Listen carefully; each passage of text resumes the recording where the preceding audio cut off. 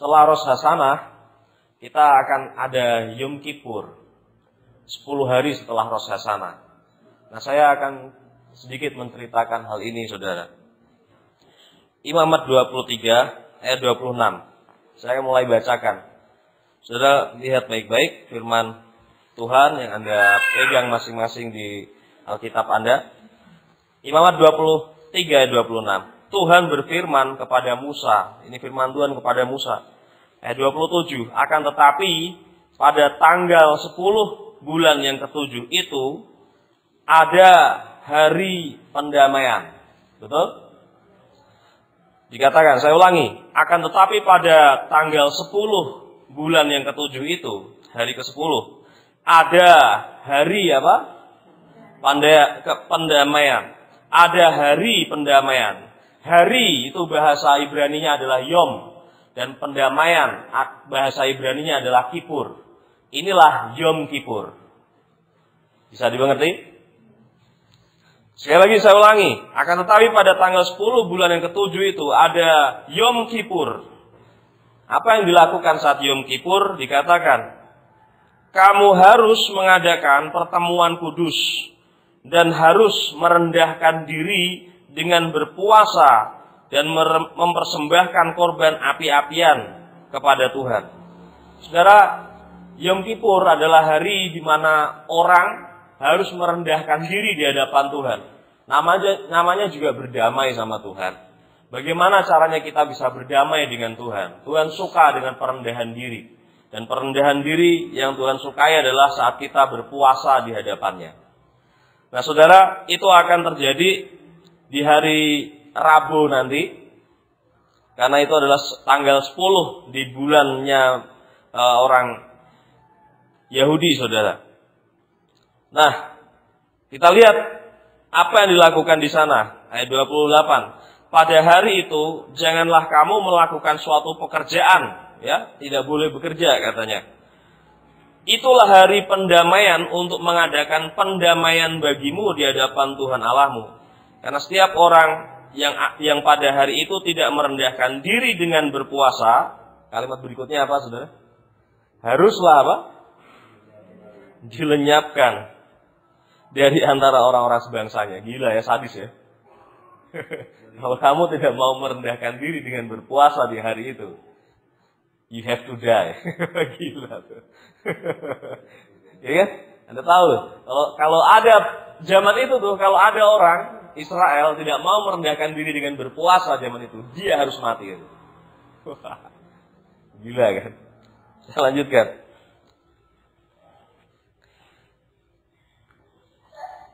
Ayat 30.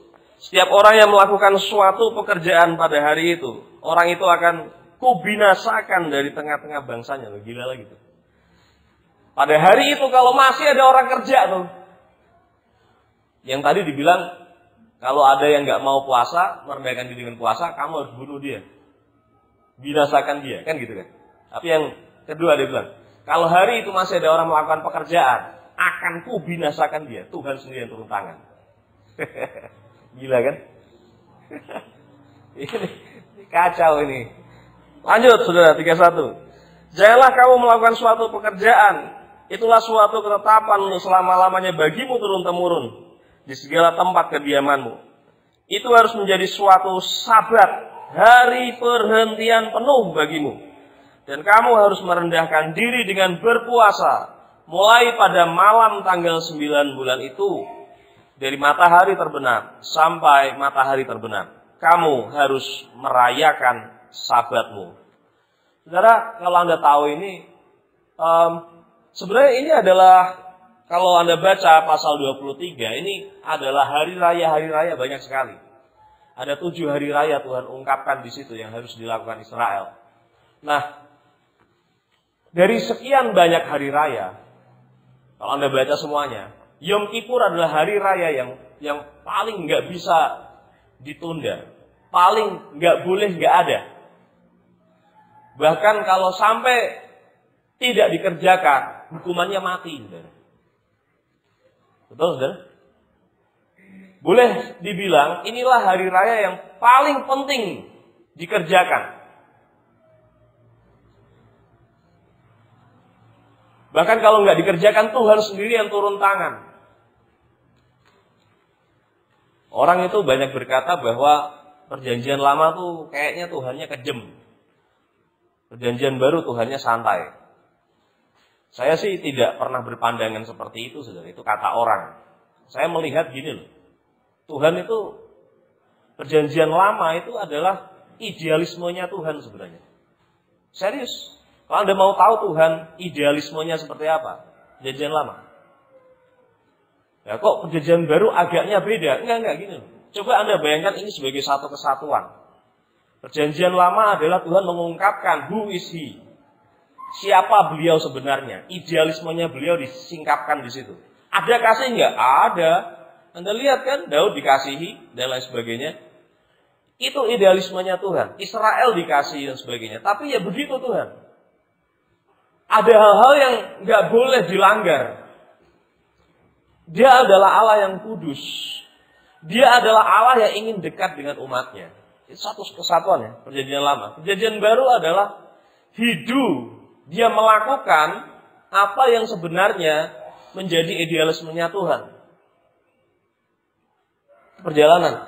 Jadi itu bukan beda. Tuhannya bukan. Satu kitab besar dia sampaikan siapa dia sebenarnya. Dan di kitab berikutnya dia lakukan ya, idealismenya itu dia lakukan. Gitu.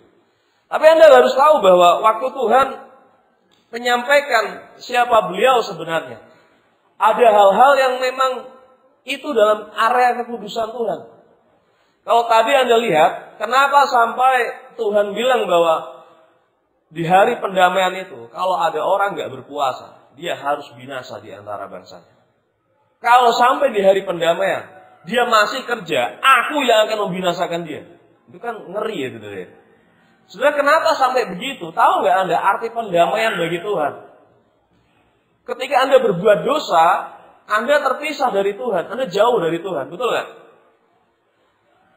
Kita zaman sekarang nih, zaman anugerah sudah ada Roh Kudus, waktu Anda melakukan dosa, sebenarnya Anda tidak terpisah dari Tuhan, tapi moralmu terdegradasi, seolah-olah bisikan iblis membisikkan padamu bahwa kamu jauh dari Tuhan. Sebenarnya kamu nggak jauh.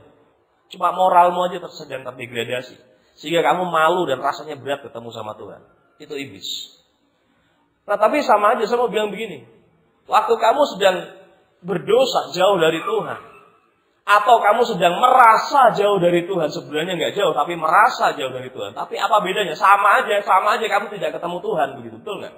Entah kamu cuma merasa jauh dari Tuhan atau beneran kamu jauh dari Tuhan. Sama aja. Orang kalau udah merasa jauh dari Tuhan walaupun dekat, itu sama aja, dekat tapi jauh, betul gak? Dan itu yang iblis lakukan. Iblis gak bisa membuatmu jauh dari Tuhan sebenarnya, tapi membuatmu merasa jauh dari Tuhan. Sangat bisa nih. Nah ketika Anda berdosa sekarang, Anda merasa jauh dari Tuhan, atau Anda benar-benar jauh dari Tuhan, mereka yang belum percaya Yesus itu jauh dari Tuhan beneran. Anda sudah percaya Yesus, Anda merasa jauh dari Tuhan. Efeknya sama aja, bos. Nah, sekarang dengarkan. Kenapa sampai Tuhan bicara, kalau sampai kamu tetap melakukan pekerjaan atau bahkan tidak mau puasa, aku binasakan kamu. Dengarkan baik-baik. Karena ketika kamu berdosa, kamu merasa jauh dari Tuhan atau beneran jauh dari Tuhan. Itu Tuhan tidak pernah punya kesempatan untuk mengasihi kamu. Tuhan gak pernah bisa punya kesempatan untuk jalin hubungan, bad relationship with you. Nggak bisa. Dan buat Tuhan, jauh melebihi apapun, bahkan jauh melebihi bagaimana Tuhan bisa ngasih makan kamu. Yang paling penting buat Tuhan adalah bagaimana kamu bisa berhubungan langsung dengan Tuhan. It's the first thing. Itu adalah hal yang paling utama buat Tuhan. Bagaimana Anda manusia bangun hubungan dekat dengan Tuhan. Itu adalah hal yang paling penting buat Tuhan. Anda tahu kenapa sampai Yesus mati di kayu salib? Kenapa dia sampai rela jadi manusia? Diludahi orang yang dia ciptakan sendiri. Betul? Kenapa dia sampai mau mati di kayu salib? Gila tuh. Dia nggak salah loh. Itu kesalahanmu dan kesalahanku loh. Betul nggak? Kenapa dia mau sampai begitu? Bahkan dianggap sampai hari ini dia disalah mengerti oleh dunia ini. Kenapa begitu? Karena dia cuma pengen sekedar supaya kamu dan aku juga bisa dekat sama dia. Anda tahu nggak betapa pentingnya relationship for God? Dia sangat penting baginya untuk bisa bersentuhan emosional dengan Anda. Sangat penting baginya untuk bisa bicara dengan Anda. Sangat penting baginya untuk menatap muka Anda tiap hari ketika Anda datang di hadapannya. Dan kalau kamu merasa jauh dari dia karena dosamu, dia nggak pernah bisa lihat mukamu. Karena seolah-olah dosa menutupi kalian. Dan bagi Tuhan, itu sangat menyebalkan, saudara. Anda tahu nggak?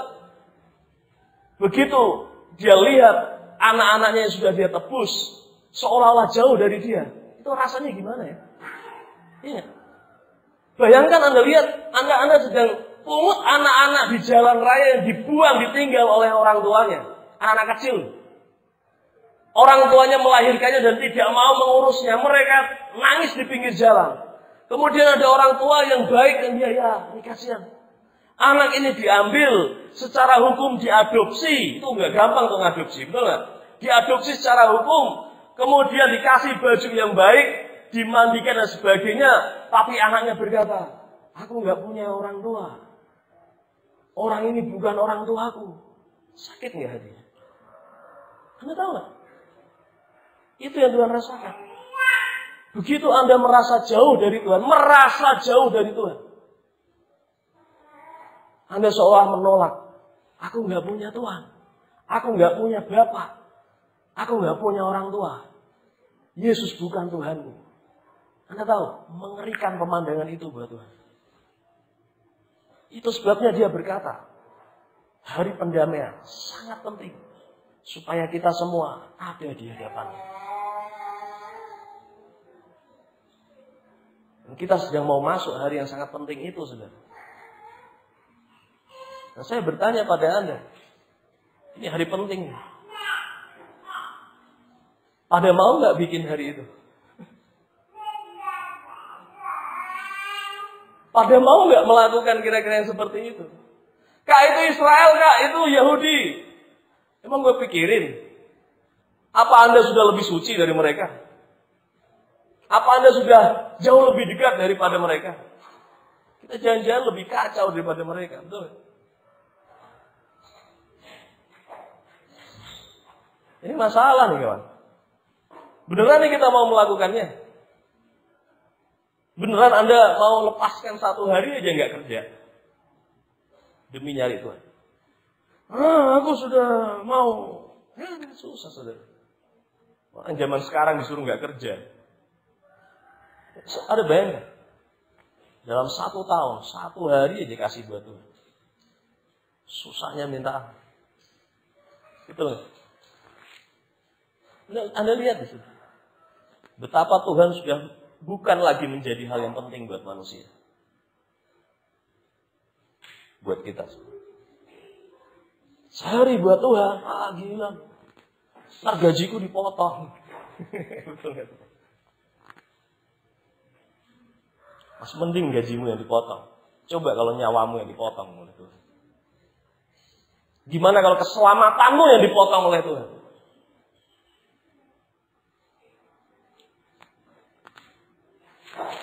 Saya nggak tahu apakah Anda mau melakukannya atau tidak. Buka kitab lain ya. Nanti kita jawab sama-sama ya. Yoel 2:13.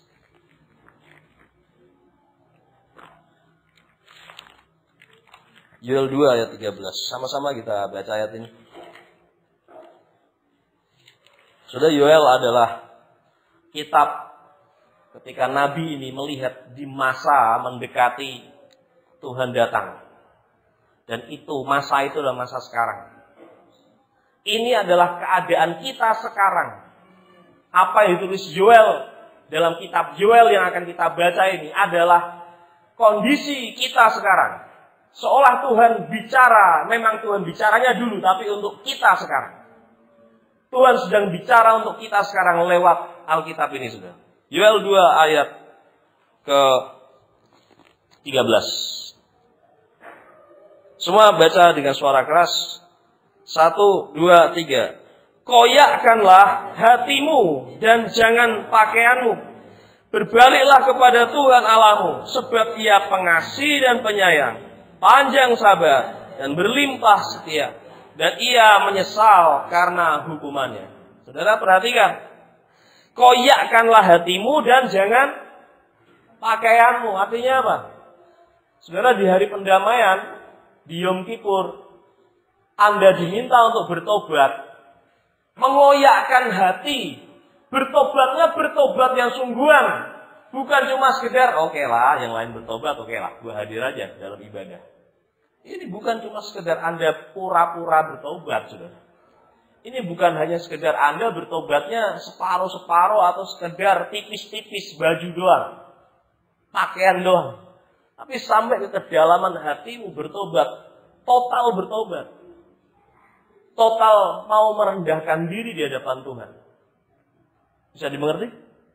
Nah ini masalah. Saya mau tanya sama Anda. Kalau kita bikin tuh hari pertemuan khusus Yom Kippur, pertanyaannya, kita mau bertobat sungguhan apa kagak? You know? Karena kalau kita sebenarnya nggak mau bertobat dan Anda tetap datang acara itu pun, itu bagus sih. Tapi tidak ada dampak yang sangat berbeda di hidupmu, saudara. Karena anugerah Tuhan itu nggak bisa dibohongin, benar nggak? Anda pura-pura bertobat, ya nggak akan turun anugerahnya. Nah, saya tahu ini susah, saudara. Kenapa? Saya tahu ada banyak kita anak-anak Tuhan, orang Kristen, ini banyak nipu Tuhan kita ini. Kita ini selalu saja pura-pura aja, pura-pura bertobat aja, tapi nggak pernah sungguh-sungguh. Jadi kalau Anda sungguh-sungguh bertobat, saya rasa tangisan pertobatan itu paling sekali 2 kali. Betul nggak saudara? Hari ini Anda bertobat, nanti mungkin 6 bulan lagi atau setahun lagi bertobat di hal yang sama lagi. Ini berarti dulu nggak bertobat dong. Betul nggak saudara? Iya kan? Saya tahu daging kita lemah, tapi maksud saya ya nggak gitu-gitu juga gitu. Maksud saya kalau memang ada pertobatan yang sejati, tahun depan kalau Anda kesaksian misalkan, atau Anda benar-benar ada sebuah pertobatan yang berikutnya, itu pertobatannya naik levelnya, bukan pertobatan hal yang sama lagi. Iya nggak? Nah kita kan sering masih di situ-situ aja tuh. Bertobatnya itu lagi yang diceritakan misalkan. Ini berarti kita nggak bertobat sungguhan dong kemarin. Kita cuma mengoyakkan pakaian kita, bukan hati kita.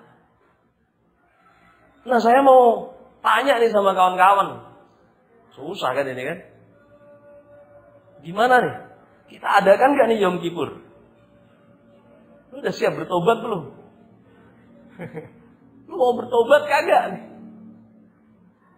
Untung Anda tidak ada di zaman perjanjian lama. Kalau kamu gak bertobat, mati hari itu Anda. Betul gak? Kuburan tiba-tiba banyak. Kita menikmati anugerah banget nih kita. Tapi saya rasa, ingat ya, idealismenya Tuhan tetap sama. Dia tetap rindu Anda bertobat supaya Tuhan bisa bertemu dengan muka Anda tiap hari. Supaya beliau bisa sangat mudah menyampaikan isi hati dan kebaikannya buat Anda. Pertanyaannya adalah, lu mau bertobat kagak? Lu mau koyakkan hatimu atau cuma pakaianmu saja? Ini menimbulkan perbedaan yang sangat besar. Saya berharap kita bisa mengambil keputusan yang cepat dan tepat hari-hari ini. Karena waktunya sudah sangat singkat sebenarnya. Kita nggak pernah benar-benar bertobat. Saya nggak tahu akan kemana kita kelak. Saudara, sekali lagi kalau boleh saya tanya, kita mau adakan nggak Yom Kippur hari Rabu nanti? Bisa dimengerti saudara? Selasa sore ada doa, puasa, sampai nanti jam 6 sorenya hari Rabu lagi itu ada ibadah Yom Kippur. Amin saudara? Anda datang apa tidak datang, bodo amat, saya nggak peduli. Pokoknya Anda datang, Anda siap bertobat.